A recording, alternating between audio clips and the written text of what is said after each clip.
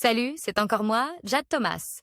Si vous ne le savez pas encore, bienvenue sur ma chaîne YouTube dédiée aux plantes, aux potagers et aux petits jardins d'intérieur. On me conseille toujours de demander aux spectateurs de s'abonner et de liker en début de vidéo, alors voilà, je le fais. N'hésitez pas à me soutenir. Bon, je sens que je commence à trop parler. Passons directement au sujet de la vidéo d'aujourd'hui. Bonjour à tous. Aujourd'hui, je vous emmène dans un voyage fascinant à la découverte des bizarres bestioles qui peuplent notre planète.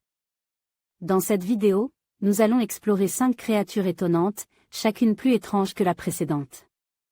Vous serez surpris par leurs caractéristiques uniques et leurs comportements inattendus.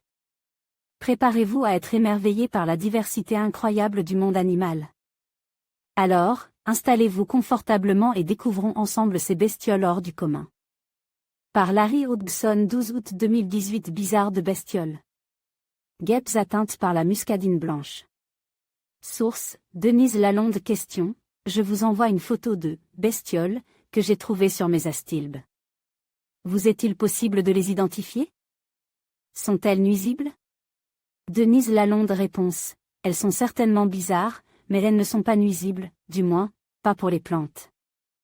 Il s'agit de guêpes atteintes d'une maladie fongique cosmopolite appelée muscadine blanche, Beauveria bassiana. Elle est mortelle pour les insectes, mais ne touche presque jamais aux animaux à sang chaud, donc il n'y a pas de risque pour les humains ou les petits animaux. Sporange de muscadine blanche fortement grossie. Source, Atrium. Libwogelf. Ça, les spores de la muscadine blanche hivernent au sol. Si un insecte entre en contact avec une d'elles, elle germe sur son corps, pénétrant rapidement à l'intérieur. Le champignon finit par tuer l'insecte, l'utilisant comme source de nourriture, et une moisissure blanche à jaunâtre composée de sporanges. Portant les spores de la maladie se développer sur l'extérieur du corps. C'est ce que vous avez vu. Avant qu'il ne meure, l'insecte attaque disséminer les spores lors de ses déplacements, aidant ainsi à assurer la survie du champignon. Dans le cas des insectes qui vivent en colonie, comme les guêpes, les abeilles, les fourmis et les termites, le malade le transmet à ses congénères, ce qui peut anéantir la colonie. D'ailleurs, il est possible que certaines souches de cette maladie prennent le contrôle des mouvements de l'insecte parasite, le contraignant à aller mourir, non pas cache au sol, mais sur un site expose, comme sur une plante, et c'est ce que vous avez vu. Ainsi exposés à l'air, les spores peuvent plus facilement être transportés par le vent jusqu'à de nouveaux hôtes.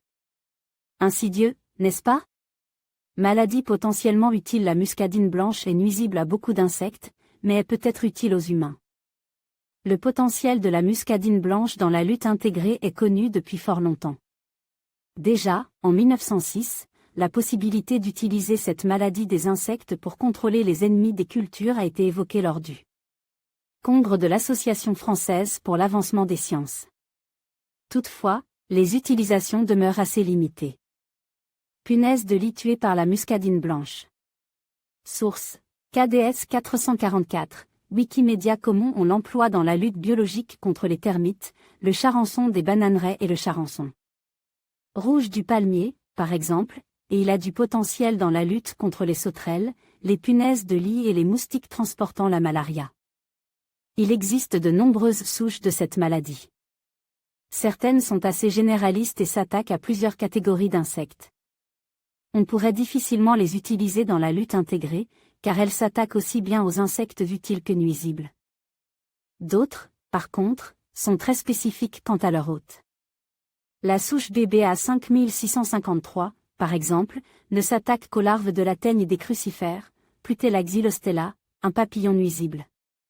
Et à quelques papillons de nuit très apparentes.